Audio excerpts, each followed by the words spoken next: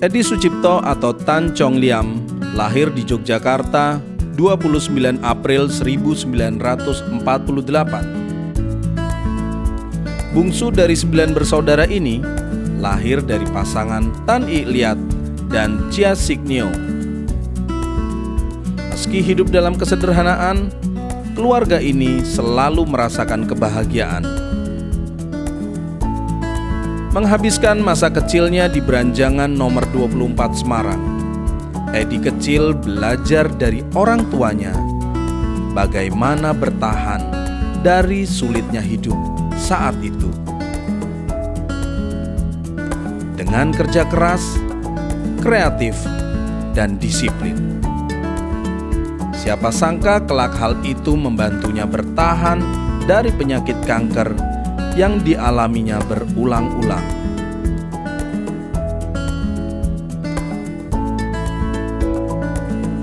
Menikah dengan Daisy Dianasari, T. Siolan, Edi Sucipto merasakan betapa hebat istrinya mendampingi di saat-saat sulit menghadapi kanker, penyakit yang 3 kali datang dan hampir merenggut hidupnya. Ajaibnya, ia bisa bertahan dan berhasil sembuh dari penyakit tersebut. Edi Sucipto pun menuliskan kisah hidupnya dalam sebuah buku yang berjudul Kanker Tak Menghalangi Langkahnya. Bagaimana kisah selengkapnya?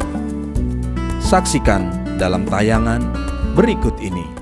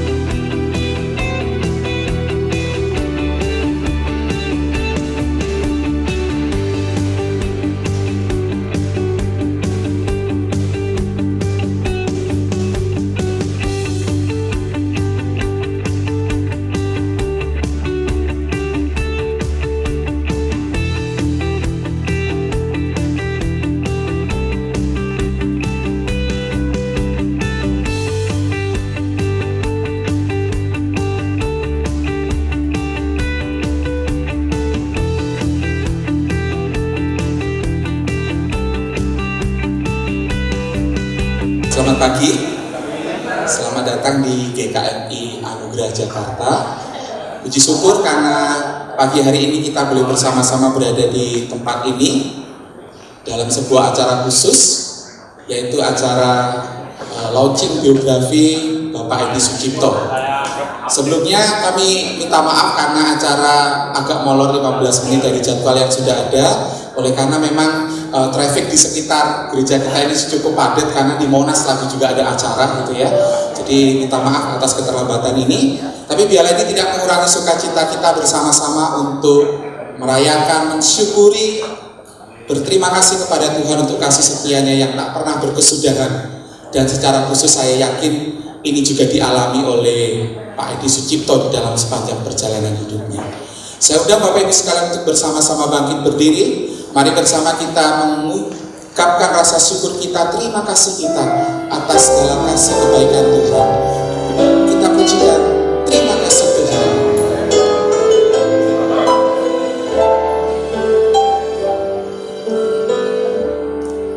Terima kasih Tuhan untuk kasih setiamu yang ku alami dalam hidupku.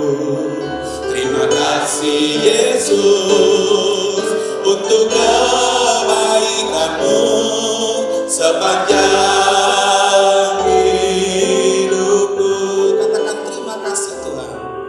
Terima kasih Tuhan.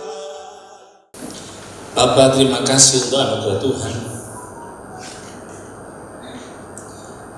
Engkau memberikan bagi kami hari lepas hari anugerah-Mu. Terima kasih Bapa. Kalau pagi hari ini kami berkumpul untuk bersama-sama memuji Engkau dan membesarkan nama Tuhan. Kami berdoa untuk acara hari ini Tuhan, dari awal hingga akhirnya, di dalam nama kuasa Yesus. Engkau memberikan kekuatan bagi kami, kekuatan ekstra, karena kami siap diberkati Tuhan. Itu sebabnya Tuhan akan menolong hamba-Mu, Pak Edi Sucipto. Biarlah hamba-Mu ini boleh berkata-kata sesuai dengan kehendak Tuhan. Demikian juga hamba-hamba-Mu yang hari ini menyaksikan dan mendengar, siap diberkati Tuhan. Kami berdoa pertolongan Roh Kudus menguasai kami, semua yang ada pada di tempat ini. Terima kasih Bapa, terima kasih. Dan kami menolak segala kuasa si jahat apapun bentuknya yang ingin mengganggu kami. Kami tolak di dalam nama Yesus. Biarlah kuasa Roh Kudus yang menguasai kami, memperlengkapi kami, memberkati kami, sehingga pulang kami dari tempat ini kami bawa berkat yang dari Tuhan. Terima kasih Bapa, terima kasih. Kami serahkan waktu ini, pertemuan ini dari awal hingga akhirnya di dalam nama Bapa, Anak dan Roh Kudus. Haleluya. Amin. Selamat pagi Bapak Ibu yang dikasihi Tuhan. Apa kabar? Luar biasa. Puji Tuhan. Ya, saya bersyukur kepada Tuhan, ini adalah kesempatan yang istimewa buat saya. Saya Pendeta Yakobus Kristiono, diberikan kepercayaan di hari yang spesial ini. Dan saya percaya sapaan firman Tuhan di pagi hari ini akan memberkati kita semua, mendasari acara kita. Dan saya yakin ada pesan-pesan Tuhan yang saya percaya secara pribadi juga akan terus digumuli oleh Pak Edi Sucipto. Mari kita berdoa. Kami bersyukur kepada Tuhan Yesus atas karya Tuhan yang tak pernah berkesudahan dalam hidup kami. Ada suka, ada duka. Ada tangisan, ada penghiburan. Inilah warna hidup kami ya Bapa. Tapi Tuhan tak pernah meninggalkan kami.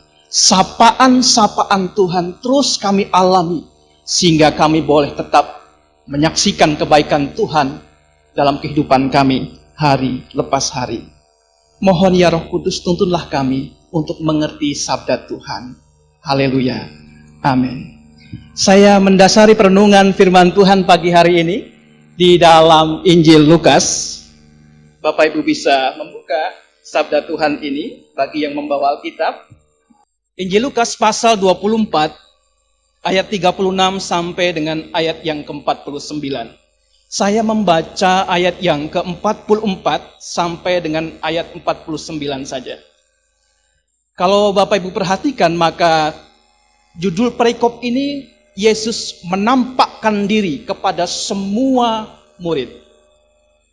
Demikian firman Tuhan, ayat 44. Ia berkata kepada mereka, inilah perkataanku yang telah kukatakan kepadamu ketika aku masih bersama-sama dengan kamu, yakni bahwa harus digenapi semua yang ada tertulis tentang aku dalam kitab Taurat Musa dan kitab Nabi-Nabi dan kitab Mazmur.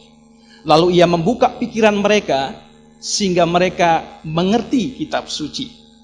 Katanya kepada mereka, ada tertulis demikian, Mesias harus menderita dan bangkit dari antara orang mati pada hari yang ketiga. Yesus setiap waktu menyatakan diri secara pribadi kepada kita. Saya mengalami. Dan saya terlalu yakin Pak Edi Sucipto pasti mengalami pengalaman-pengalaman iman bersama Tuhan. Ada pergumulan-pergumulan bersama Tuhan yang telah dilaluinya. Sehingga beliau hari ini akan menyaksikan itu. Tapi pengalaman ini bukan untuk dirinya sendiri. Pengalaman iman bersama Tuhan yang kental dengan damai sejahtera itu disaksikan, disampaikan ke banyak orang supaya yang mendengar juga diberkati oleh Tuhan. Tuhan ingin pengalaman itu secara pribadi kepada dia setiap waktu dibagikan kepada orang lain. Semua kita berarti di mata Tuhan. Semua kita memiliki fungsi di dalam Tuhan. Setiap kita bisa membawa jawaban, bisa menjadi jawaban maksud saya atas orang-orang di luar sana, orang-orang yang mengalami pergumulan-pergumulan. Saya sangat diberkati dengan acara ini meski belum dimulai launchingnya. Kenapa? Saya coba menebak-nebak kira-kira apa isi bukunya. Kalau saya boleh nebak, isi bukunya tentang pengalaman iman pribadi Pak Edi Sucipto bersama Tuhan. Pengalaman pribadi tidak semua orang tahu, tapi hanya pribadi Pak Edi Sucipto dan Tuhan yang tahu. Tapi itu dibagikan. Dengan kata lain, firman Tuhan hari ini tergenapi. Saya pikir ini menginspirasi kita semua. Siapapun kita dengan cara yang hikmat tentu dari Tuhan, lakukanlah, saksikanlah Tuhan kepada siapapun di mana kita temui. Baik di keluarga, di gereja, atau di tengah-tengah masyarakat. Tuhan beserta. Kita berdoa. Kami bersyukur karena sabda Tuhan pagi hari ini mengingatkan kami kembali bahwa kami, anak-anak-Mu ini ya Tuhan, sangat terbatas di dalam memahami sesuatu. Kami lemah. Tetapi Tuhan kuat. Dan Tuhan akan selalu menguatkan kami anak-anak-Mu. Meneguhkan kami. Supaya dengan pengalaman-pengalaman yang seperti itu kami dipercaya Tuhan untuk menyaksikannya kepada banyak orang. Baik lewat buku. Baik lewat kesaksian hidup kami. Atas Kristus kami berdoa. Amin. Terima kasih untuk Pendeta Yakobus Kristiono untuk firman Tuhan yang sudah disampaikan yang memberkati kita semua. Bapak Ibu dan saudara sekalian, Shalom. Senang sekali Bapak Ibu bisa hadir di acara launching buku dari Pak Edi Sucipto ini. Saudara, ini saya percaya hari ini ada hari yang sangat istimewa, khususnya untuk Pak Edi. Karena selama 1 tahun ini kira-kira saya mendampingi Pak Edi untuk memberikan support untuk pembuatan buku ini, saudara. Dan Pak Edi sangat merindukan hari ini. Dan seperti juga tadi apa yang disampaikan oleh Pak Yakobus, kira-kira apa sih isi bukunya Pak Edi? Mungkin teman-teman juga, Bapak Ibu juga ingin tahu gitu ya. Mari tanpa berlama-lama saya mengundang Pak Edi Sucipto bisa maju ke depan. Silakan Pak. Saya cari Pak Edi duduk di mana, ternyata di belakang ya. Saya ingin mendahului dengan seperti behind the scene begitu ya. Apa sih dibalik peluncuran buku ini? Apa sih motivasinya begitu ya? Jadi kira-kira setahun lalu Pak Edi berkata kepada saya, Pak, kita buat buku yuk yang mengisahkan tentang pelayanan GKMI Jakarta. Bagaimana tokoh-tokoh waktu itu, orang-orang yang terlibat di dalamnya memulai pelayanan GKMI Jakarta begitu ya. Awalnya kami berniat untuk membuat, saudara, tetapi ternyata gagal. Mungkin karena keterbatasan saya untuk membuat buku, jadi akhirnya buku itu tidak bisa dibuat. Lalu saya mengusulkan kepada Pak Edi, Pak, gimana kalau buat biografinya Pak Edi saja? Pak Edi bilang, aduh enggak enak, nanti disangka saya begini begitu. Enggak Pak, ada banyak hal dalam kehidupan Pak Edi yang bisa memberi kekuatan bagi banyak orang. Dan akhirnya setelah mempertimbangkan, sekian waktu lamanya akhirnya Pak Edi memberanikan diri untuk membuat buku ini. Jadi itulah yang kira-kira nanti kita ingin tanyakan begitu ya kepada Pak Edi. Selamat pagi Pak Edi. Pagi. Semangat ya, di tengah-tengah seringkali kelemahan yang ada, Pak Edi hari ini terlihat sangat ceria dan semangat. Pak Edi, kita semua itu pengen tahu sebetulnya ya, apa sih yang menjadi motivasi dan tujuan utama Pak Edi itu untuk menuliskan kisah perjalanan hidup Bapak di dalam sebuah buku? Ya Pak Febri sama teman-teman yang hadir, pertama kali kami ucapkan terima kasih atas waktu yang diluangkan bersama-sama kita mendengarkan kesaksian hidup saya yang menurut saya terasa cukup berat. Namun kalau kita sudah bersama Tuhan dalam hidup ini, kita lalu merasa bahwa semuanya akan indah. Saya terharu kalau hari ini saya boleh bersama-sama dengan teman-teman, terutama teman yang lama maupun yang baru, saudara, family, bisa berkumpul. Waktu kita tidak banyak lagi ya, untuk bisa menyaksikan kemurahan Tuhan. Setiap kali saya bersaksi kepada teman atau omong-omong begitu, teman ini mengatakan, itu luar biasa karena Tuhan menolong Anda. Lalu kalau saya bandingkan, ada yang cerita ini, cerita itu gitu. Ya memang segalanya itu sepertinya Tuhan sudah menyiapkan dan menyediakan. Itu kesaksian hidup saya. Nah, lalu mereka mengatakan kalau you bicara sama saya, setelah itu you sakit, you meninggal, dan tidak ada lagi yang bisa mendengar cerita Anda. Saya pikir benar juga.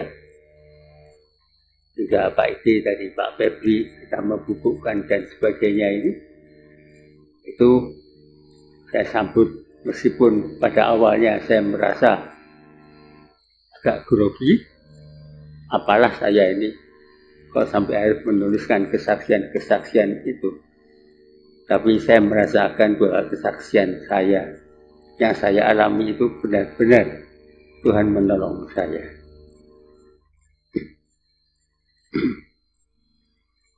Nah, kiranya kesaksian-kesaksian ini bisa menjadi berkat bagi banyak orang. Begitu Pak Febri. Iya, Bapak Ibu dan saudara sekalian, hampir semua kita tahu bahwa Pak Edi ini pernah dengan tanda kutip berkali-kali mengalami kanker, betul ya? Saya pernah lewat di toko buku Gramedia, ada satu buku yang ditulis oleh seorang yang survivor kanker, yang selamat dari kanker begitu, judulnya Dan Alien Itu Memilihku. Artinya dia itu menyamakan mengalami kanker seperti didatangi alien begitu ya. Nah, saya tuh pengen tanya sama Pak Edi, gimana rasanya didatangi alien berkali-kali begitu ya? Didatangi makhluk luar angkasa berkali-kali itu rasanya gimana Pak? Gitu ya. Mungkin semua kita juga pengen tahu. Kalau sekali aja kita dokter lalu dokter bilang, ya Anda kena kanker, itu seperti habis hidup kita, seakan-akan begitu ya. Nah Pak Edi ini kira-kira berkali-kali, beberapa kali kita mau tahu Pak itu Pak. Pertama kali memang ada benjolan, ada 2 di sini. Asalnya kecil lalu membesar menjadi 8 sampai 12 cm panjangnya. Mama saya mengatakan mau periksa dokter gitu. Saya mengatakan tidak sakit kok dan tidak mengganggu apapun, suara, menelan maupun air liur. Lalu tidak diamkan. Satu saat pergi ke dokter, sudah dia mengatakan, gampang nih, saya belek, ambil, selesai. Karena saya takut dioperasi, saya pergi ke dokter bedah lainnya, Pak. Mengatakan hal yang sama. Takut dibedah, berangkat lagi ke dokter yang lain. Dokter ini kemudian mengatakan, kalau you ke dokter THT dulu. Kalau di THT bersih, saya ambil. Saya mengikuti anjurannya ke THT. THT kemudian melihat di lidah saya itu ada benjolan kira-kira sebesar 3 kali 4 kali 1,3 cm tebelnya itu. Dia mengatakan, besarnya sendiri bagaimana tidak mengganggu Anda waktu menelan dan sebagainya. Tidak, biasanya masih santai aja. Jadi saya ke tempat dokter itu untuk mendengar hasil dari biopsi. Saya sendirian. Kemudian dokter mengatakan, saya siap mendengar vonisnya. Vonis apa, Dok? Anda terkena kanker lidah. Nah, lalu ya saya hanya THT. Nanti terserah penanganannya. Saya kaget ya tidak kaget ya tidak, biasa saja sepertinya. Lalu, tapi darah saya itu tidak ada kandungannya kanker. Jadi kok kena kanker, kenapa, Dok? Dokter ini mengatakan, tidak semua kanker masuk darah. Itu hanya khusus di situ saja. Ya udah. Terus saya pergi ke Singapura karena dokter di sini ada kalanya salah mendiagnosa. Kemudian saya pergi ke Singapura, itu pemeriksaannya, lab dan sebagainya itu semua adalah benar, tidak ada yang salah. Lalu disuruh pergi ke dokter THT, dia meriksa, kemudian dia mengatakan begini, ini sudah terlampau besar. Kalau saya operasi, tidak akan bisa bicara karena dekat dengan pita suara. Jadi saya tidak akan operasi, kamu pergi ke dokter radioterapi, dokter kanker itu apa? Ya, onkolog. Kemudian dia bilang begini, secara keseluruhan ini berat. Lalu dia mengatakan, kalau dioperasi memang tidak bisa bicara. Kalau disinar juga terlampau panjang, mulai dari sini sampai ke sini, yang disinar semuanya. Efeknya, semua saraf itu dari otak turunnya ke leher sampai ke bawah. Ini akan terkena semua efeknya. Dan radioterapi cukup keras. Bagaimana kalau saya kemo dulu? Dan ini metode baru. Biasanya dioperasi atau disinar jadi kecil, dioperasi dihilangkan, kemudian baru ke kemoterapi. Dan yang ke kemoterapi terakhir ini biasanya badannya sudah lemah. Sehingga sepertinya kemoterapi ini tidak ada manfaatnya. Tapi pada saat saya itu, dokter itu mengatakan, ini ada metode baru. Kemoterapi dulu, baru yang lainnya. Anda siap? Saya kemo. Saya bilang, siap. Periksa semua bodi, bagus. Umurnya 45 tahun, dan kuat-kuatnya, semuanya bagus. Saya kasih obat yang paling kuat. Masuk yang terkuat dari jenis itu. Karena bodinya sangat bagus. Ya. Saya jalani itu selama 5 hari, masing-masing sekitar 8-9 jam. Minggu pertama nggak ada masalah. Terlalu berat tidak. Tapi memang tumpah pada hari kedua. Tumpah-tumpah. Lalu setelah 1 bulan kembali ke sana, dikemo lagi. badan saya mulai lemah. Minum 1 sendok teh gitu aja tumpah, dan tumpahannya itu bisa melebihi 1 sendok teh. Lalu saya bilang, nah bagaimana nggak kurus, minum aja nggak bisa ya. Setelah 2 kali dokternya bilang kembali ke THT, diperiksa. Diperiksa itu hilang, betul-betul hilang itu kanker. Dia bilang, yang di atas tolong ada, dia bilang gitu. Jadi kalau saya merasakan perjalanan sampai ke titik itu, adanya metode baru, itu juga saya mengucap syukur. Ya toh saya gitu. Kenapa kanker saya kok di dekat pita suara, maka tidak diambil. Seandainya jauh dari pita suara, kita juga tidak tahu. Banyak dokter yang kemudian mencoba dialog dengan saya. Minum bir? Tidak. Merokok? Tidak. Lalu apa penyebabnya? Tapi setelah 2 minggu itu dokter yang mengkemo saya mengatakan, badan kamu habis. Nah, kamu minum aja tidak bisa. Tapi sekarang sudah hilang kankernya. Saya hentikan saja. Dokter, betul-betul hilang. Benar, dicek lagi itu tidak ada lagi kanker. Semua dicek lab dan sebagainya tidak ada. Ya udah, selesai. Setelah itu dia takut itu karena kanker ganas, dia takut kalau itu muncul lagi. Disuruh radioterapi, sinar. Sinar di sini cuma 20 detik, balik sebelah sini 20 detik, jadi tidak ada 1 menit. Tapi efeknya sama beratnya dengan kemo. Tapi sakit kanker itu masih ada harapan untuk sembuh. Itu ada yang menjadi ciri buat saya bahwa masih ada harapan sembuh. Lalu tahun kedua ada benjolan kecil di sini, di dekat tulang. Di biopsi lagi sama. Dan dokter di Singapura mengatakan no way, ini harus 6 kali. Nah, itulah perjalanan hidup saya. Yang kedua kalinya kemudian saya jalani lagi.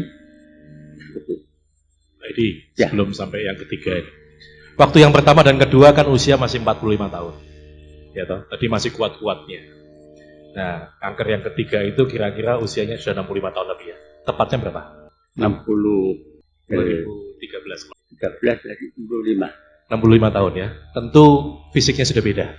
Ketika yang ketiga kali divonis menderita kanker, saya mau tahu pergumulan spiritual Pak Edi bagaimana? Kalau yang tadi kan enggak apa-apa, kira-kira ya kaget enggak, itu enggak gitu kan. Nah kalau yang ketiga ini setelah 65 tahun nih usianya, bagaimana? Rasanya apa? Pergumulan spiritual terutama. Pertama sebetulnya waktu ada benjolan lagi tahun 2013, saya pergi ke dokter di sini. Dia tanya, yang lalu kamu kena kanker berapa tahun yang lalu? 20 tahun. Jangan-jangan ini siklusnya. Karena kanker itu ada siklusnya 20 tahunan. Dokternya itu teman kakak saya juga, dia mengatakan, langsung dicek ya. Karena kakakmu juga kena kanker. Dicek. Lalu saya itu berpikir ya, memang kanker itu disebabkan oleh, menurut saya, dan observasi dengan dokter-dokter, itu pertama kali karena stres. Kedua karena polusi. Ketiga karena makanan yang diawetkan. Keempat ada zat pewarna dan sebagainya. Itulah yang mengakibatkan kanker. Tapi yang intinya menurut saya itu stres.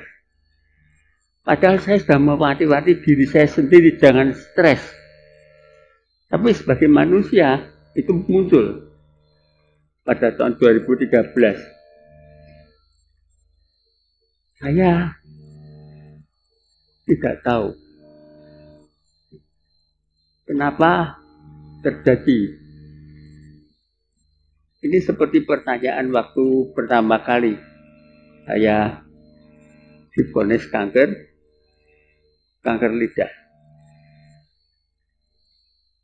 Saya terus terang malu. Saya balik sedikit ya. Apa yang aku sudah melayani Engkau, ya Tuhan. Lalu kenapa saya kena kanker lidah? Apa dosaku sih? Kok sampai kenanya itu di lidah? Saya bilang begitu. Tapi setelah 2 minggu, saya tidak terima sepertinya. Saya menyadari sepenuhnya bahwa saya orang berdosa. Jadi setelah 2 minggu itu, saya minta ampun sama Tuhan. Satu hal pengalaman spiritual yang pertama itu, bagi teman-teman yang tahu, mereka mau berkumpul, mau berdoa, saya bilang jangan. Aku malu, karena apa? Karena aku kok kena kanker lidah gitu. Akhirnya ya mereka berdoa sendiri-sendiri aja. Tapi suatu saat kemudian saya bertobat. Ada waktunya itu kemudian saya hubungi Pak Gembala, Pak Yesaya Abdi. Saya membuka diri dan bertobat di hadapan Tuhan melalui 2 hambanya bersama Pak Andreas Setiawan. Dan kemudian saya didoakan pelepasan. Kalau saya ditumpangi tangan gitu dan didoakan. Nah setelah itu saya terbuka dengan teman-teman. Tidak lagi minta teman-teman sendiri-sendiri berdoa, enggak. 2-3 orang berkumpul, Tuhan hadir. Nah kalau saudara ini berdoa, Tuhan hadir. Saudara ini berdoa, Tuhan hadir. Kan kasihan Tuhan. Suruh hadir di sana, di sini gitu. Kemudian saya sangat setuju untuk berdoa bersama-sama di gereja. Lalu sampai ada jemaat banyak yang tahu dan semua berdoa. Nah, disitulah saya kemudian mengucap syukur bahwa saya di awalnya merasa nggak terima, tapi akhirnya saya harus menerima fakta itu dan kemudian saya bertobat. Nah, pengalaman yang spiritual yang berikutnya ini, saya merasa Tuhan yang menolong saya melalui pertobatan, pengakuan saya, doa, itulah yang saya harapkan. Sehingga pada saat banyak dokter atau teman yang menyarankan pergi ke Singapura, Anda disembuhkan di sana. Tidak, yang menyembuhkan saya adalah Tuhan. Cuma melalui tangan dokter. Kemudian saya diperkenalkan dengan dokter di sini, rasanya kok mantep. Dia bilang ini, betul. Langsung tak ambil. Tidak seperti waktu awal. Waktu awal itu mau diambil, saya takut sampai pergi ke dokter bedah lain, sampai ketiga kalinya. Yang ini dokter ini mengatakan mau dibedah gitu, saya mengatakan ya. Saya ke sana Jumat, hari Senin langsung mau dibedah, saya mengatakan ya. Setelah dibedah, kemudian dokter ini mengatakan, kemudian ya, ternyata gondok saya ini dua-duanya bagus. Loh kenapa gondoknya bagus kok bisa membesar? Kemudian dia cari sumbernya. Di belakang gondok itu ternyata ada sesuatu yang jelek dan dia kemudian kerok. Dia tidak tahu ini apa, dia panggil dokter lain, malam hari itu juga dicek. Ini kanker gerah bening. Saya tidak dengar cerita ini. Istri saya juga tidak cerita. Jadi 24 jam kemudian dokternya ketemu saya bilang, maaf, saya salah diagnosa. Nah, kemudian dia baru cerita. Jadi tidak saya ambil. Saya malah ngacungi jempol pada dia. Justru itulah dokter menemukan akar masalahnya. Setelah itu kemudian saya berdoa dan mengucap syukur kepada Tuhan. Karena Tuhan menunjukkan jalannya kepada dokter ini. Jangan dipotong, cari sumber yang lain. Kenapa kok bisa sakit ini? Gitu. Dan kemudian dia menemukan adalah kanker getah bening. Itu pertolongan yang luar biasa yang saya rasakan. Ya kalau mau sudah bilang mau tinggal motong, bar selesai. Ya. Nah, saya jualan di kemoterapi dan selesai. Ya. Di dalam buku itu Pak Edi bercerita lebih banyak, gitu saudara ya. Jadi nanti kalau saudara dapatkan, ada kupon yang sudah dibagikan dan saudara akan mendapat masing-masing keluarga satu buku. Jadi saudara bisa baca lebih lanjut. Nanti juga saudara akan lihat satu foto ketika Pak Edi sedang kanker itu dan Pak Edi enggak ya Pak, akhirnya ya. Jadi di foto itu saudara lihat Pak Edi lebih gemuk dari saya, saudara. Baik. Jadi terima kasih Pak Edi, salah satu penyebab kanker karena stres ya. Di sini banyak hamba Tuhan, kalau Sabtu biasa stres karena besoknya mau khotbah. Jadi jangan terlalu stres dengan tugas saudara, gitu ya. Nah, buku itu tidak hanya berbicara tentang pergumulan Pak Edi melawan kanker, tetapi juga hal-hal kehidupan sehari-hari. Bahkan ada satu yang menarik, saudara, yaitu ketika Pak Edi dan Bu Desi menikah. Berarti perjalanan dari Semarang ke Jepara, Pak ya. Nah, mobil pengantinnya mogok, saudara. Waktu itu kan belum kayak sekarang, ya toh? Kalau sekarang mogok tinggal Grab, gitu ya. Nggak ada ya. Ini menarik ini. Ya. Nah, saya ingin tanya begini, Pak Edi ini kan diceritakan bahwa belum lama ketika menikah itu belum lama menjadi orang Kristen. Ketika mobil pengantin itu mogok, kira-kira dalam benak Pak Edi atau pikiran Pak Edi itu yang terbayang apa? Saya tidak boleh menikah dengan Desi. Sudah pakai baju pengantin loh, saudara. Ya, terpikirnya hanya itu. Itu Pak Febri.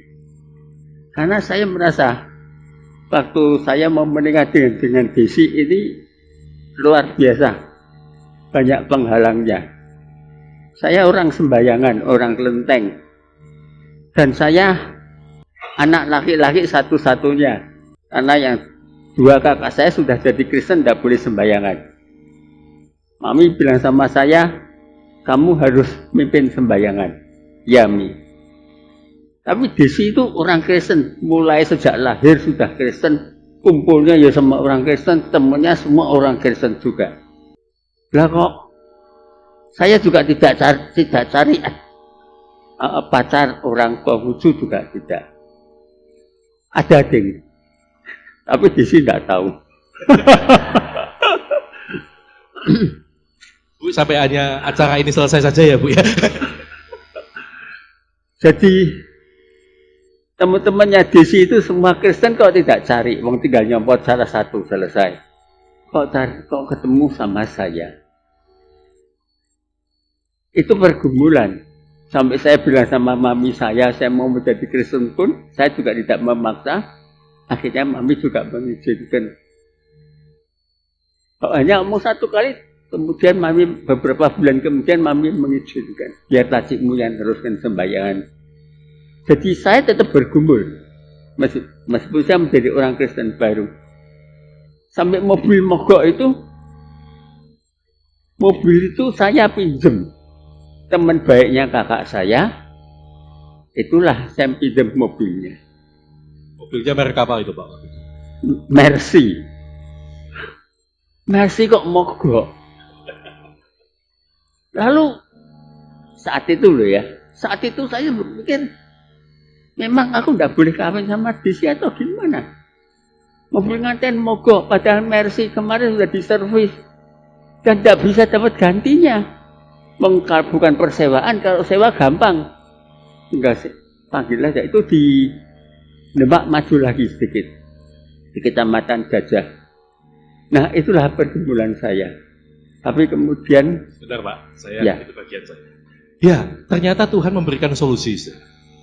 Ada seorang saudara yang dipakai Tuhan untuk membantu Pak Edi dan Bu Desi melewati masa krisis yang pertama dalam pernikahan. Belum menikah malah waktu itu ya. Namanya Pak Andi Lumengga. Ada Pak?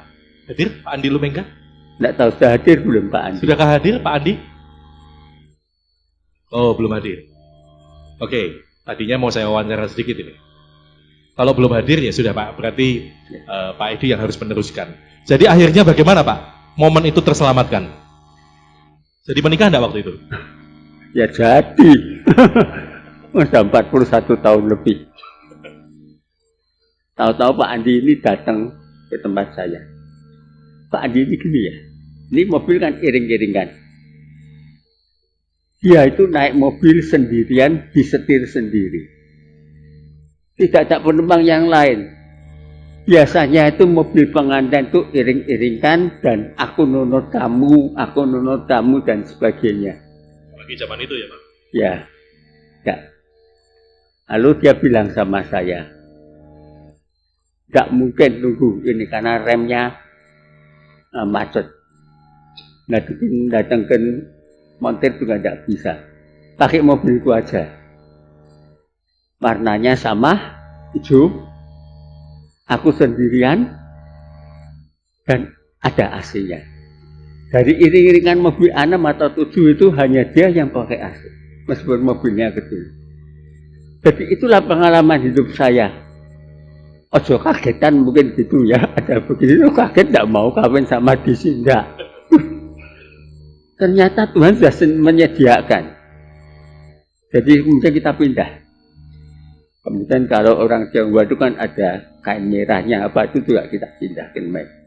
Kemudian berangkat ke Jepara berlangsung. Ya, pertanyaan sama Pak. Merek mobilnya apa waktu itu Pak? Mazda. Dari Mercy ke Mazda, sama-sama M, saudara, masih mending. Oke, ya. Itu juga ada di dalam buku Pak Edi, saudara. Jadi ada banyak hal sisi-sisi kehidupan yang mungkin kita tidak tahu, yang saudara bisa akan dapatkan ketika membaca buku tersebut ya.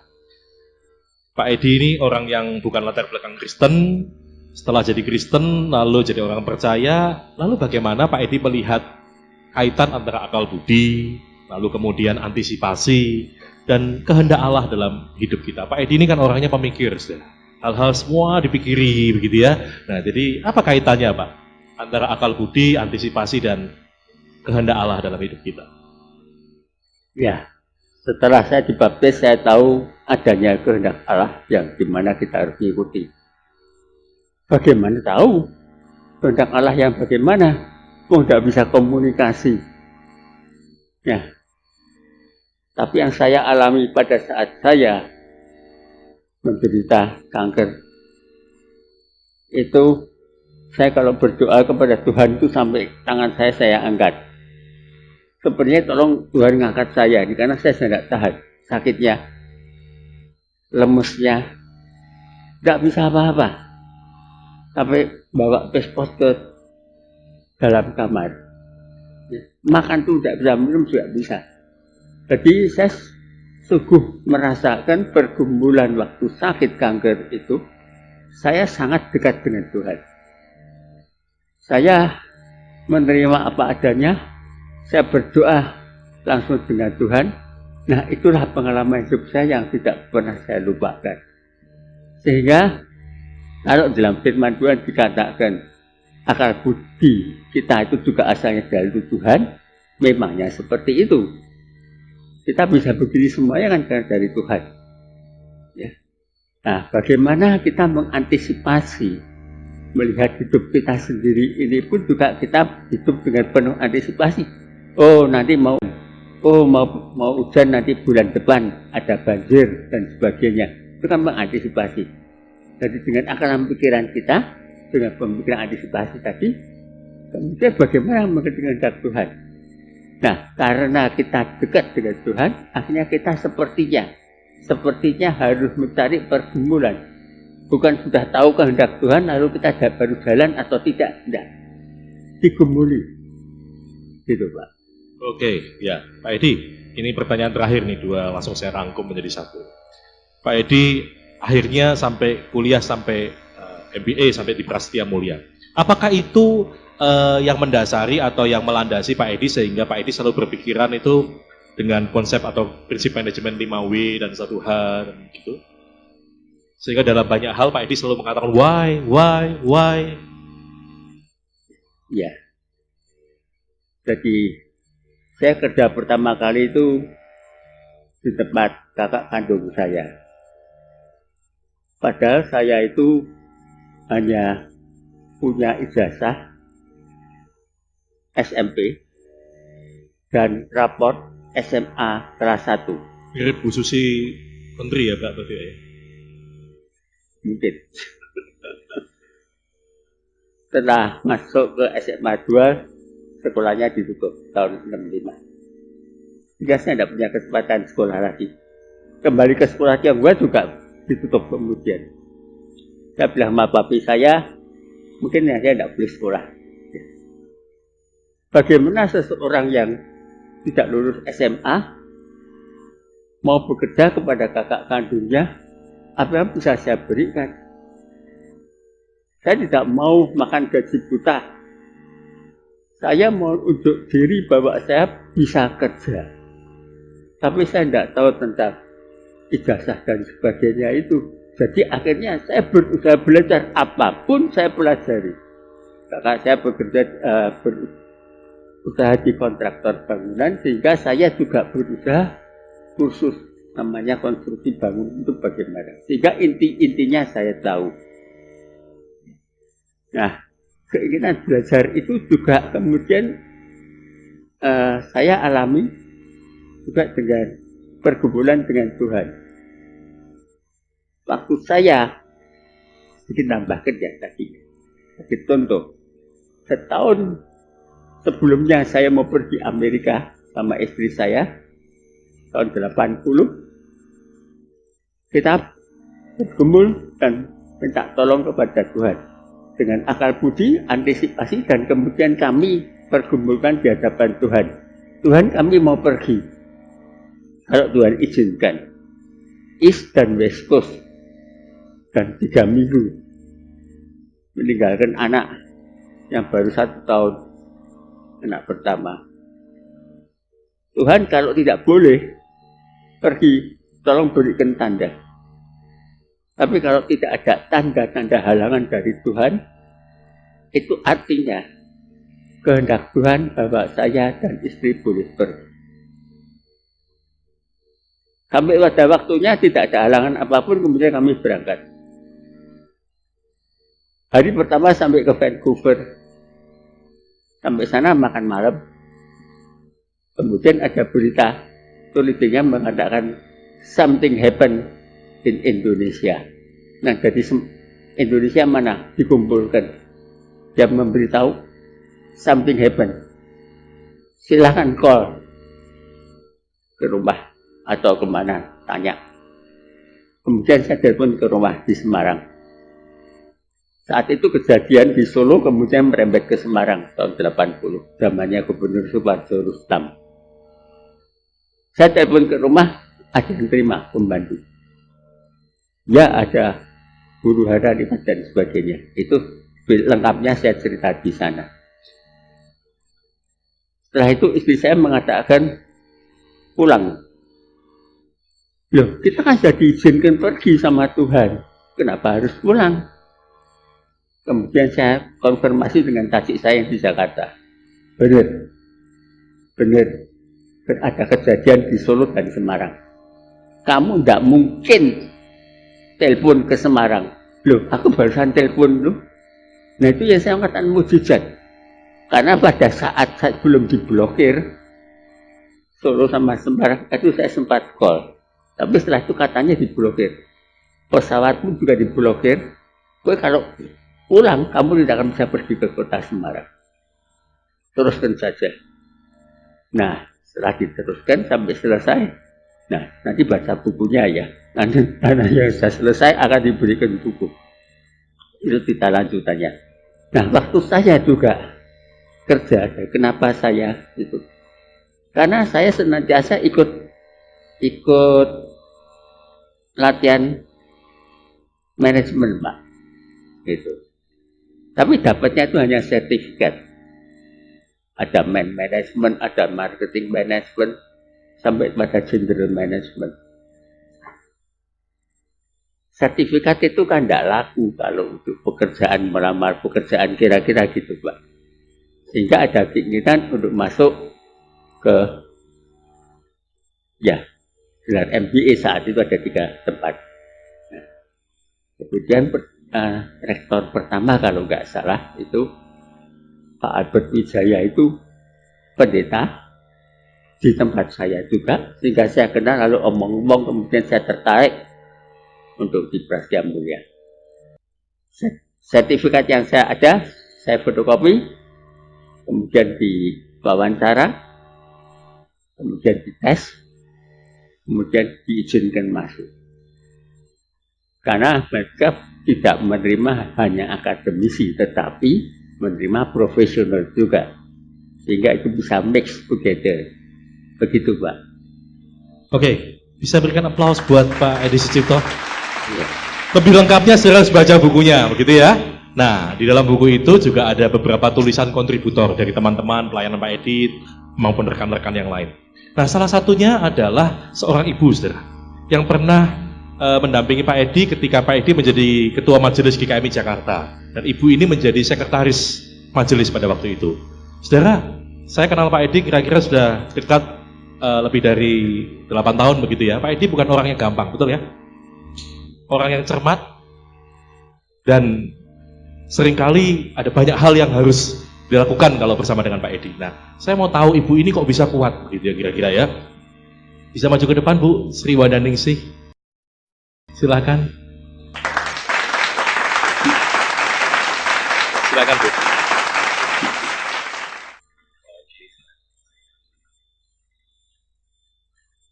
Makasih. Ya. Silakan duduk Bu Wanda.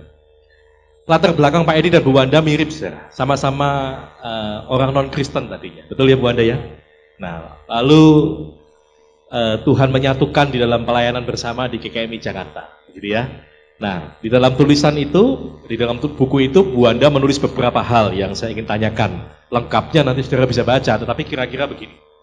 Menurut Bu Wanda itu salah satu ciri Pak Edi itu bersemangat. Gitu ya Pak, ya Bu ya. Semangatnya luar biasa. Pada waktu itu pas sekarang juga masih semangat tuh. Oh sekarang. Sekarang pun masih ya.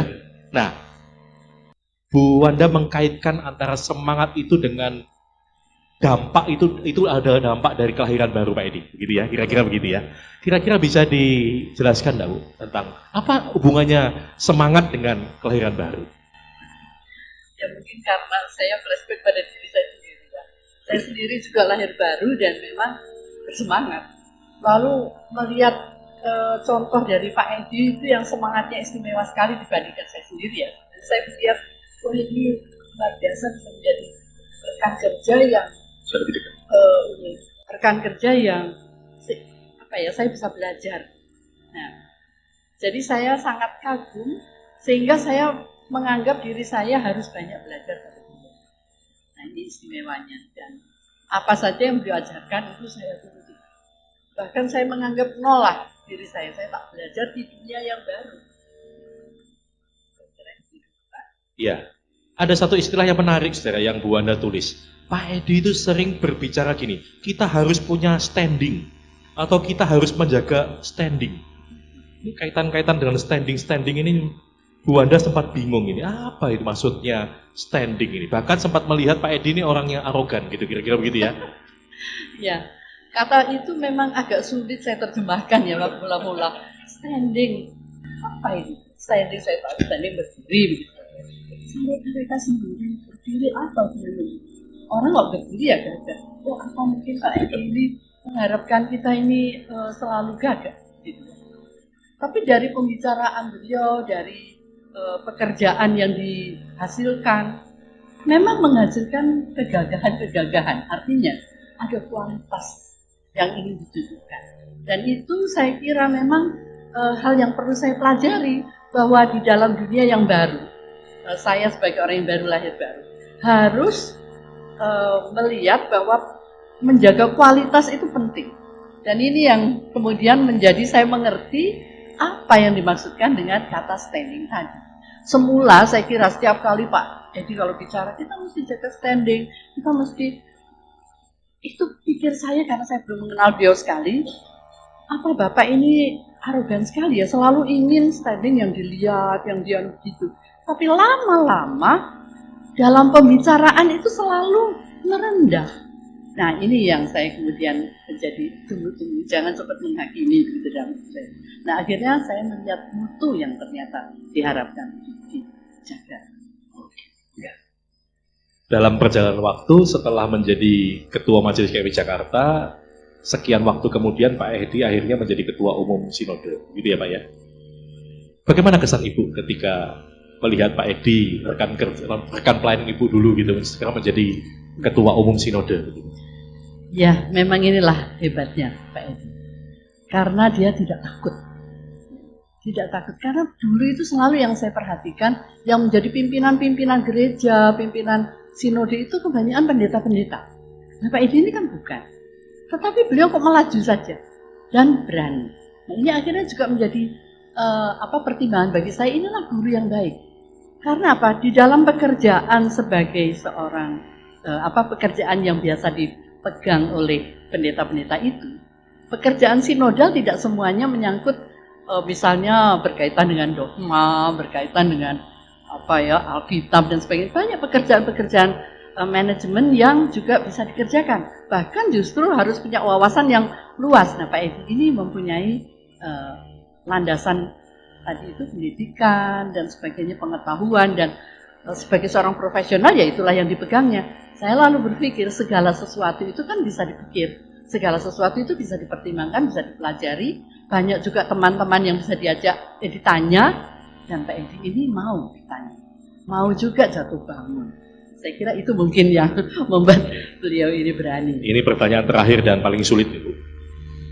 Kalau Ibu diberi buku oleh Pak Edi, bagaimana Ibu memanfaatkannya? Oh, kalau itu banyak, Pak. Kalau diberi loh, Bu ya. Ya, kalau enggak harus ya. beli 25.000, saya Bu. beli. Begini, Pak, saya ini punya, ya masih dikasih kesempatan oleh Tuhan, bekerja sama dengan ibu-ibu, hamba-hamba Tuhan, istri hamba-hamba Tuhan. Ada 6 orang, 1 seorang majelis dan 1 lagi saya sendiri. Ini kami menjadi pembina dari PGMB 1 yang malang melintang ke sana sini, diminta atau tidak diminta, kami mendengarkan apa kebutuhan kaum wanita itu, ya, baik itu dalam pendidikan kerohanian maupun dalam pendidikan pekerjaan kewanitaan begitu, atau pengetahuan administrasi apa sajalah yang diperlukan oleh para pemimpin wanita ini. Saya pikir buku ini baik, Pak, untuk dibagikan. Saya akan cerita kepada mereka, saya tentu akan baca dulu semuanya, dan kalau ada hal-hal yang dipetik itu bisa menjadi bahan pembinaan di kemudian hari. Karena kaum wanita sekarang ini kan pendidikannya banyak yang tinggi ya, Pak ya. Kalau hanya sekedar diajari bagaimana memakai lipstick dan bagaimana memasang alis, ya itu menurut saya ya tambahan lah. Tapi kalau ini bisa dijadikan suatu hal yang memang pelajaran yang baik. Oke, silakan Pak Edi. Saya terima kasih kepada Bu Wanda yang memahami tentang standing tadi. Betul-betul memahami. Karena gini, maksud saya itu ya, kita sebagai orang Kristen, anak Tuhan, harus menjaga citra diri sebagai orang Kristen. Anda bisa mengerjakan ini? Bisa. Karena saya anak Tuhan dan Tuhan pasti menolong saya. Itu kalau saya. Maka jadi pada saat saya mengucapkan kalimat standing itu adalah memacu dan memotivasi teman-teman lainnya untuk bersama-sama, ayo bahwa orang Kristen itu punya standing. Jangan sampai orang Kristen juga bisa enggak?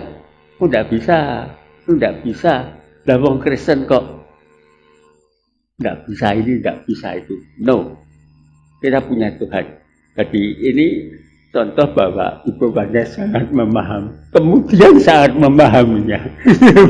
Terima kasih. Terima kasih Bu Wanda untuk waktunya yang diberikan. Dan lebih penting lagi, pendamping hidup. Gitu ya. Bu Desi, apakah sudah bisa dipanggil ke depan? Oh, oke. Silakan Bu Desi. Ya, bisa beri aplaus buat Bu Desi, saudara. Sekali lagi harus saya katakan, menurut saya, mendampingi Pak Edi itu tidak mudah-mudah amat. Ya, saya ketemu sekian jam aja, diskusi sekian jam, tidak mudah-mudah amat. Apalagi Bu Desi menjadi istri berapa Pak? 41 tahun ya? 41 tahun. Kira-kira kapan menurut saya ini pertanyaan yang sedikit melo Bu? kapan masa tersulit Bu Desi mendampingi Pak Edi? Apakah masa sakit? Ataukah justru masa di puncak kejayaannya? Ya, bagian pertama yang menanyakan orang lain saja mendampingi Pak Edi sulit, apalagi sebagai istri. Dan itu betul. Ya. Untung saya tidak Itu salah betul. ya. Tidak mudah mendampingi Pak Edi. Ya. Pada awal-awal pernikahan pun saya sempat bertanya-tanya, kok susah banget? Apa memangnya istri lain juga susah seperti ini? Saya sempat bertanya-tanya seperti itu. Tetapi sekali lagi, kalau saya merasa yakin bahwa ini adalah jodoh yang diberikan oleh Tuhan, maka saya harus bisa mengatasi apapun masalah yang Tuhan izinkan terjadi. Nah, kalau ditanya yang paling berat, Pak, sebetulnya bukan waktu mendampingi ketika sakit, walaupun itu pun berat sekali, ya, berat sekali. Saya ingat satu hal, karena ini detail-detail seperti ini tidak ada di buku. Karena kalau detail-detail seperti ini ditulis di buku, itu bisa sangat panjang sekali. Tetapi saya hanya akan memberikan satu hal. Ketika Pak Edi pertama kali di kemoterapi di Singapura, bukan karena kami kelebihan uang sehingga berobat ke Singapura, tetapi 25 tahun yang lalu di Jakarta belum ada rumah sakit kanker, ya. Sehingga kami ke sana. Nah, ketika sedang lakukan kemoterapi itu, saya lupa entah hari yang keberapa, dia mulai lemah. Dia mulai lemah sekali. Begitu lemahnya sampai berdiri saja rasanya tidak mampu. Tetapi dipaksakan berdiri, pulang ke tempat penginapan kami, tinggal menyeberang, ya, tinggal menyeberang dari rumah sakit. Besok paginya, ketika hari keberapa saya sendiri juga sudah lupa, dia mengatakan kepada saya seperti ini. Kan mulai kemoterapi itu pagi, jam 8 pagi.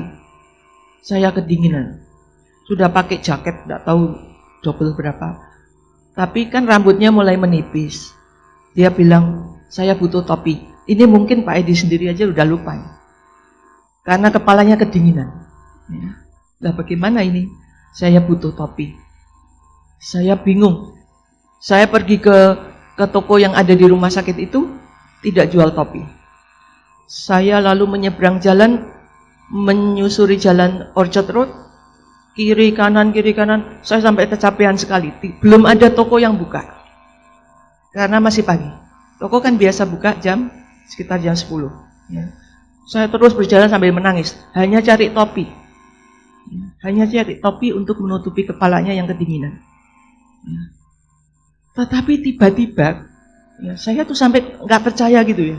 Di salah satu sudut jalan, mungkin sudah saya berjalan sekitar 20 menit atau berapa, atau 30 menit.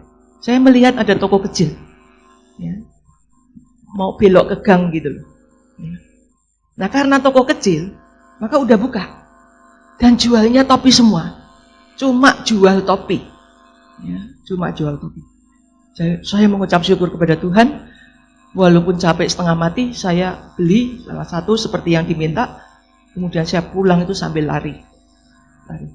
Sampai di sana itu pun dia sudah gak sabar. Beli topi aja kok lama. Katanya gitu. Ya, beli topi aja kok lama karena dia kedinginan. Ini salah satu contoh betapa tidak mudahnya untuk mendampingi dia. Tetapi saya mengerti karena dia juga kedinginan, kesakitan, lemah badannya dan macam-macam. Ini pendamping saya satu-satunya kok enggak datang-datang gitu ya. Dikirain saya ketemu Bu Dani atau siapa di jalan lalu ngobrol gitu loh Bu. Ya. Itu ya salah satunya. Tidak mudah memang. Tetapi yang paling sulit adalah ketika kami ini berdua punya satu persepsi yang berbeda.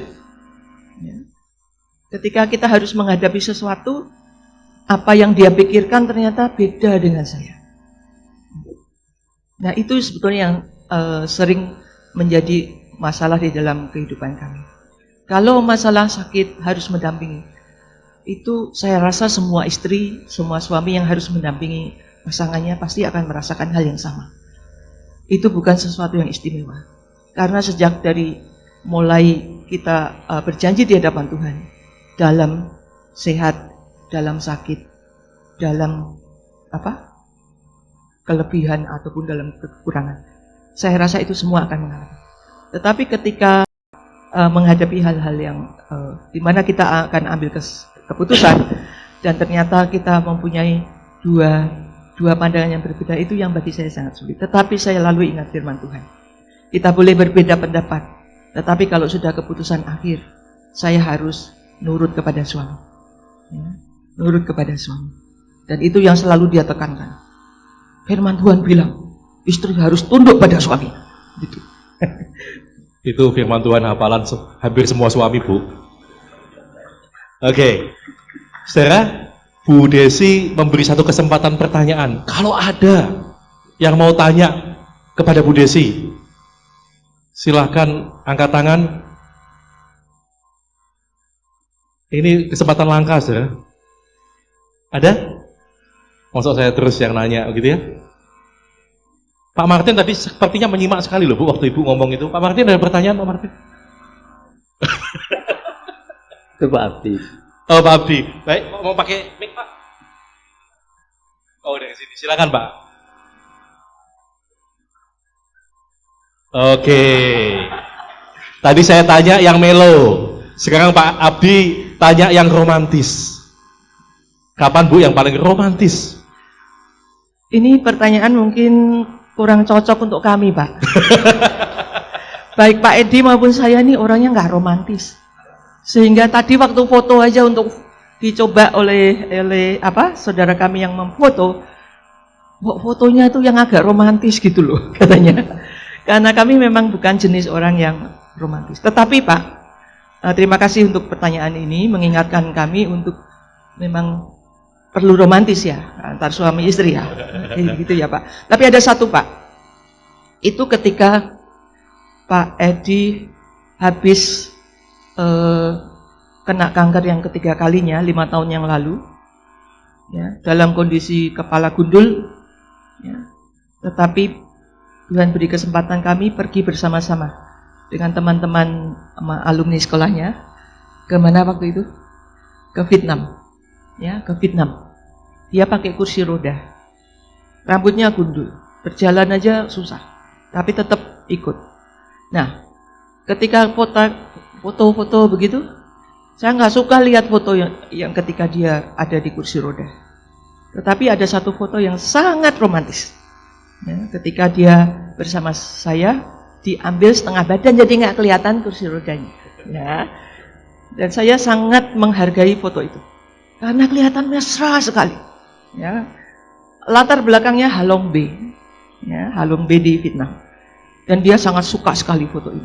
Saya nggak tahu itu masuk buku atau enggak. Akhirnya itu adalah kesempatan yang sangat luar biasa ketika dalam segala keterbatasan kami bisa menikmati liburan bersama-sama dengan mesra. Itu Pak. Terima kasih. Iya. Jemaat Anugerah melihat menjadi saksi sekian minggu yang lalu ketika Pak Edi dalam keadaan sangat lemah, dengan bagian mata yang lebam karena jatuh, bahkan ke gereja pun harus dengan kursi roda, ngomong pun sangat pelan. Tapi sekian minggu yang lalu Pak Edi bersaksi di sini didampingi Bu Desi dengan air mata bercucuran waktu itu ya Pak ya. Akhirnya melihat bahwa ini istri yang terbaik yang Tuhan berikan. Bisa berikan aplaus ya. Itu juga romantis loh Bu. Romantis ya Pak. Saya capek loh Pak. Waktu pegang mic untuk Pak Edi kan duduk di kursi roda. Mic-nya seperti ini. Saya terus ngelirik ke kiri, itu sebetulnya ada kursi. Tapi saya mau ambil kursi duduk, nggak berani Pak. Takut sama gembalanya. Oke, Bu Desi. Mungkin ada di antara kita yang harus mendampingi entah saudara, entah orang tua, pasangan yang mengalami sakit kanker. Ya, Bu Desi juga tahu saya juga meninggal karena kanker begitu ya. Tidak mudah mendampingi orang yang sakit kanker. Nah, selama kira-kira tips-tips apa yang Bu Desi lakukan selama ini yang mungkin bisa kami contoh atau beberapa orang yang mengalami itu bisa belajar dari sikap Bu Desi. Saya sangat diberkati oleh sebuah buku yang berjudul merayakan seni merayakan hidup yang sulit. Ya. Tidak ada orang di dunia ini yang hidup tanpa kesulitan. Tetapi buku ini secara luar biasa memberkati saya. Maksudnya seperti ini. Ketika kita menghadapi kesulitan, maka kita itu harus minta kekuatan kepada Tuhan yang memang sumber segala kekuatan kita, supaya kita bisa menghadapi kesulitan itu. Tidak semua kesulitan bisa diatasi, tetapi kita harus menghadapi. Dan menghadapi Pak Edi yang sakit seperti itu dan bertubi-tubi, saya sendiri sekarang heran. Kenapa kami bisa mengucap syukur seperti ini? Walaupun Pak Edi sekarang dalam kondisi yang lemah, tetapi dibandingkan dengan seseorang yang pernah kena pukulan kanker 3 kali, sekarang yang keempat kalinya adalah penyakit yang lain lagi, yang juga tidak kalah beratnya. Tetapi kami bisa survive seperti ini. Itu saja sudah menunjukkan betapa Tuhan yang kita sembah itu luar biasa. Ya. Saya pernah berdoa seperti ini, Bapak Ibu. Tuhan, saya capek sekali. Saya mohon Tuhan, Engkau kirimkan malaikat pendamping untuk suami saya malam hari ini, supaya saya bisa tidur. Saya ngomong begitu. Tetapi ternyata ada suara. Ada suara yang mengatakan seperti ini. You are the guardian angel. Kamulah guardian angelnya bagi suami. Jadi kepada Bapak Ibu, kalau nanti diberi kesempatan untuk merawat pasangannya yang sakit, mari kita tidak merasa sebagai sesuatu yang berat. Sesuatu yang seperti, memang berat. Bukannya enggak loh, memang berat. Tetapi kita punya satu posisi yang luar biasa loh. Kita menjadi guardian angel bagi pasangan kita. Dan itu di hadapan Tuhan ternyata luar biasa. Ya. Jadi saya sadar, oh iya ya, saya menjadi guardian angel. Ya, masih Oke. Ya. Mungkin Pak Edi terpancing dengan pertanyaan Pak Abdi. Jadi sempat membisiki saya, walaupun pakai mic itu Pak. Jadi itu bukan bisik-bisik. Bisiknya gini, mau tak sun katanya.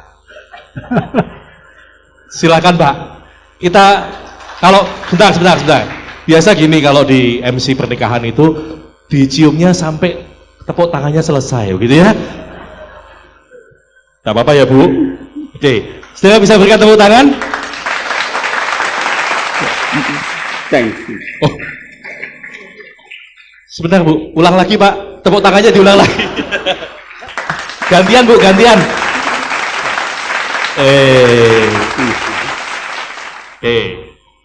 Iya, silakan duduk. Jadi kalau nanti ada orang yang tanya seperti pertanyaan Pak Abdi, kapan paling romantis Jakarta 28 April 2018 jam 11.40 Bu. Oke. Ya, yang terakhir saudara, saya mengundang salah satu dari anak Pak Edi dan Bu Desi ya. Nanti karena masih ada acara seperti ini di Semarang 2 minggu lagi ya Pak, atau minggu depan. Nah, hari ini Nana yang akan bersama-sama dengan kita. Silakan Nana.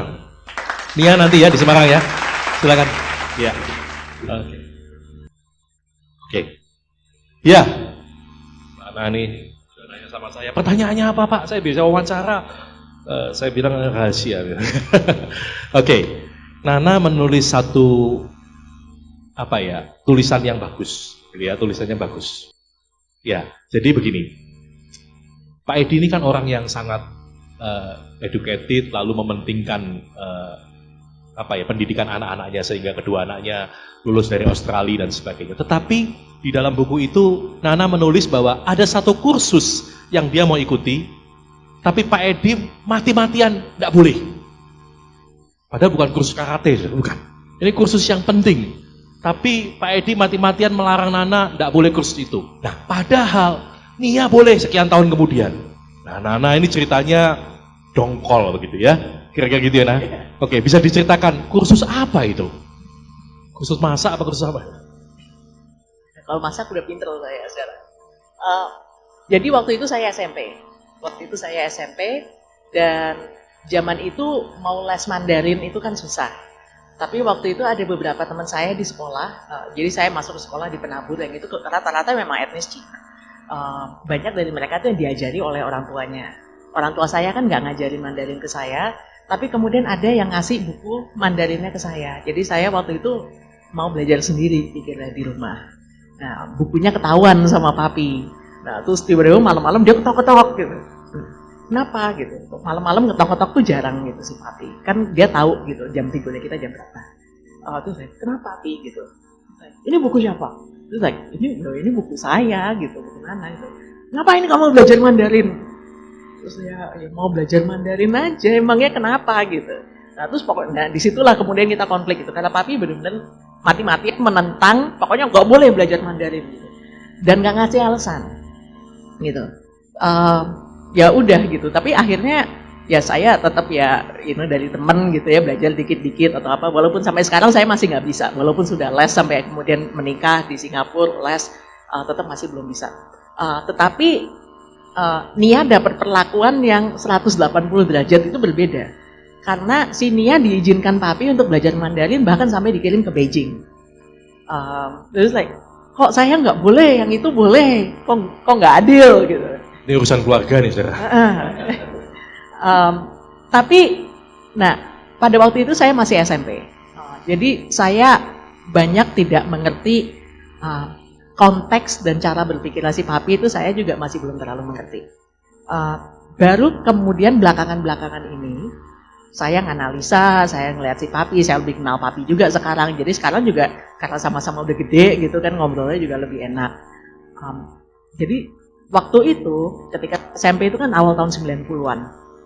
Pada waktu itu anything yang berbau-bau Tionghoa dan Cina dan segala macam itu istilahnya itu kegiatan yang high risk. Waktu itu masih zaman Soeharto. Sementara si Nia itu mau belajar Mandarin itu waktu itu awal tahun 2000 sekian lah gitu ya, udah zaman reformasi gitu, udah bukan ya. Maksudnya nggak perlu, katakanlah nggak ke Beijing, di Indonesia pun mau belajar Mandarin itu kesempatannya sudah banyak. Kalau zaman saya dulu yang masih perlu ngumpet-ngumpet. Dan papi ini ngalamin tahun 65, tahun 66, ngalamin teman-temannya yang dikejar-kejar, sekolahnya dibakar karena waktu itu sekolahnya bilingual juga ya, bahasa Mandarin juga. Nah, jadi traumanya yang waktu dari kejadian 65-66 itu akhirnya itu kebawa sampai kemudian papi menurut saya itu punya istilahnya punya resistensi yang keras gitu untuk pokoknya anak saya itu jangan ngalamin yang susah seperti itu gitu. Jangan sampai kemudian dikejar-kejar hanya karena belajar Mandarin atau hanya karena misalnya senang baca Koping Ho atau apa gitu. Ketika Nia minat belajar Mandarin, kita sudah nggak dibayang-bayangi lagi oleh itu. Nah, saya baru ngerti itu ya belakangan ini, ya waktu itu saya nggak ngerti konteksnya. Oke. Nana, apa yang kamu tahu, tentu kamu jauh lebih tahu dari kami tentang Pak Edi Sucipto. Apa yang menurut kamu kami tidak tahu tentang Pak Edi Sucipto? Yang kira-kira kami nggak nyangka gitu loh. Oh, mosok sih Pak Edi gitu? Saya rasa hidupnya Pak Edi itu buku yang cukup terbuka. Jadi bahwa kadang-kadang dealing dengan papi itu nikmat-nikmat sedap gitu, kadang-kadang ada kontradiksinya.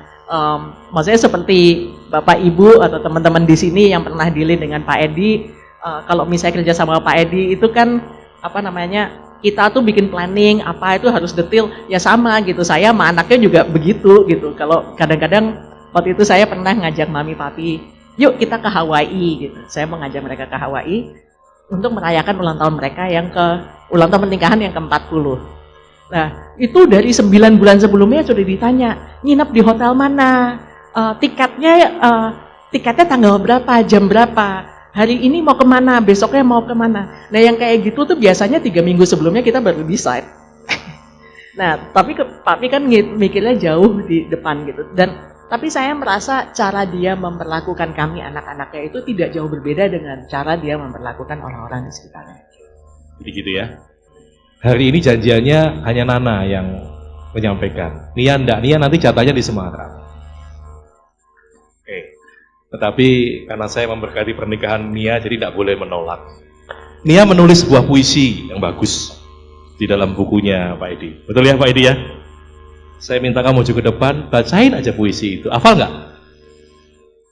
Pak Edi punya bukunya tuh. Sekaligus ini menutup, nanti setelah ini Pak Edi dan Bu Desi mungkin akan membuka selubung tanda peluncuran buku. Agak puitis sedikit ya Nia ya. Ya, ini sebenarnya puisi ini menggambarkan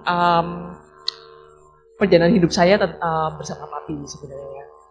Jadi ini agak memberikan sedikit apa ya? Ini saya nggak siap maju nih, jadi nggak siap ngomong ini sebenarnya. Tapi intinya puisi saya ini menggambarkan bagaimana saya selama ini melihat Papi. Yang tadi Nana juga udah lihat, tadi Nana juga udah share bahwa Papi itu kadang begini, kadang begitu, kadang kok galak, tapi kok kadang lucu banget gitu kan. Ya, jadi ini puisi saya. Ya. For all that he is, that's my dad. I'm glad he's my dad, and for all that he lacks all, he's still my dad. The dad that brought me up, the dad who molds me. I am who I am today because my dad is all that he is. Jadi ya saya seperti ini pada hari ini, ya dengan segala kelebihan dan kekurangannya, ya karena papi saya ini seperti ini, dan saya bangga dengan saya yang hari ini seperti ini. Terima kasih. Oke, thank you ya Nia. Ya, nanti setelah ini teman-teman kontributor dan wakil dari komunitas atau rekan-rekan Pak Edi akan diminta maju ke depan untuk menerima buku dalam bentuk hardcover, saudara. Oke? Kita hitung bersama ya. 3, 2,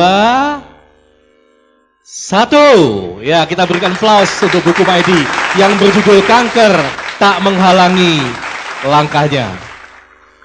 Kisah perjalanan hidup dan pelayanan Edi Sucipto.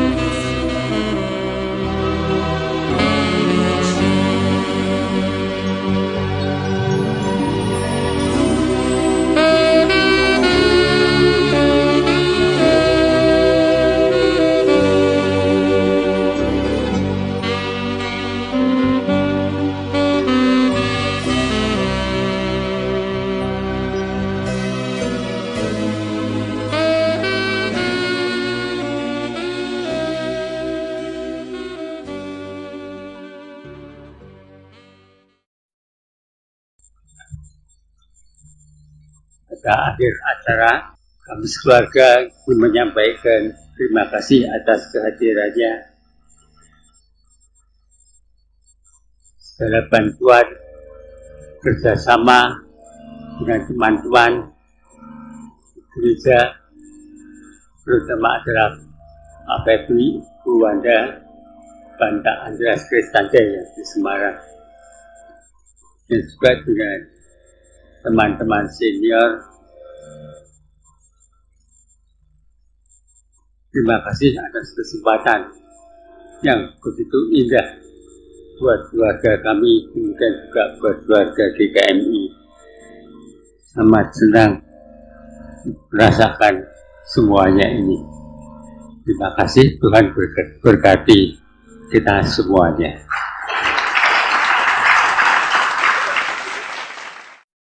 Kita berdoa. Bapak Surgawi, kami memuji Tuhan karena acara yang sudah berlangsung ini. Lebih daripada itu juga kami memuji Tuhan oleh karena penyertaan Tuhan yang sudah Tuhan nyatakan dalam kehidupan Pak Edi, juga Bu Desi, dan keluarga. Kami memuji Tuhan karena hidup yang dipersembahkan kepada Tuhan, hidup yang dihidupi dengan hati ingin memberikan yang terbaik kepada Tuhan. Dan untuk itu kami bersyukur kepada Tuhan, dan biarlah seperti firman-Mu, bahwa kesaksian hidupnya akan menjadi berkat dan terus bergaung memuliakan Tuhan. Anak-anak dan cucu akan diberkati Tuhan, juga seperti firman Tuhan. Biarlah kiranya kasih karunia dari Allah Bapa, damai sejahtera Tuhan Yesus, dan persekutuan Roh Kudus beserta dengan setiap orang yang diberkati oleh Tuhan pada siang ini sampai selama-lamanya. Amin.